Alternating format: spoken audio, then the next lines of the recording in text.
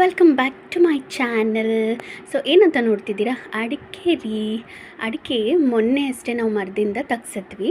So ಅದರಿಂದ ನಾನು ಮತ್ತು ಅಮ್ಮು ಇಬ್ಬರು ಕೂತ್ಕೊಂಡು ಇದನ್ನು ಬಿಡಿಸುವ ಅಂತ ನೆನೆ ಕೂತ್ಕೊಂಡಿದ್ವಿ. ಬಟ್ ಅದು ಇನ್ಕಂಪ್ಲೀಟ್ ಆಗಿತ್ತು. ಡ್ಯೂ ಟು ಸಮ್ ರೀಸನ್ನಿಂದ ಹೊರಗಡೆ ಹೋಗಬೇಕಾಗಿತ್ತು. ಹಾಗಾಗಿ ಏನು ಅದನ್ನು ಕಂಪ್ಲೀಟ್ ಮಾಡಲಿಕ್ಕಾಗಿಲ್ಲ. ಸೊ ಇವತ್ತಂತೂ ಸ್ವಲ್ಪ ಕೆಲಸ ಇತ್ತು ಮನೇಲಿ, ಅಡಿಕೆ ಕೆಲಸ ಎಲ್ಲ ಮುಗಿಸ್ಕೊಂಡು ಬಂದು ಅಮ್ಮ ಬರೋಷ್ಟೊತ್ತಿಗೆ ಇದನ್ನು ಮಾಡೋಣ ಅಂತ ಕೂತ್ಕೊಂಡು ನಾನು ಒಬ್ಬಳೇ ಮಾಡ್ತಿದ್ದೆ.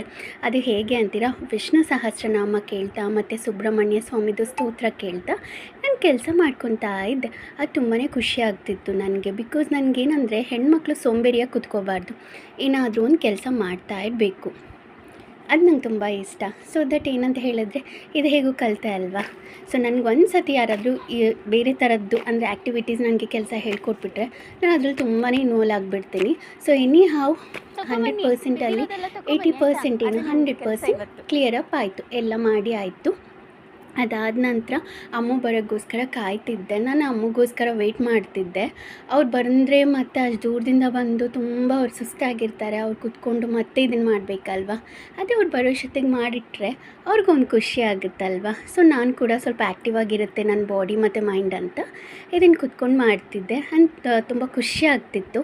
ಇದೆಲ್ಲ ಬಿಡಿಸಿದ ನಂತರ ನೋಡಿ ಈ ರೀತಿಯಾಗಿ ಕವರಪ್ ಆಗುತ್ತೆ.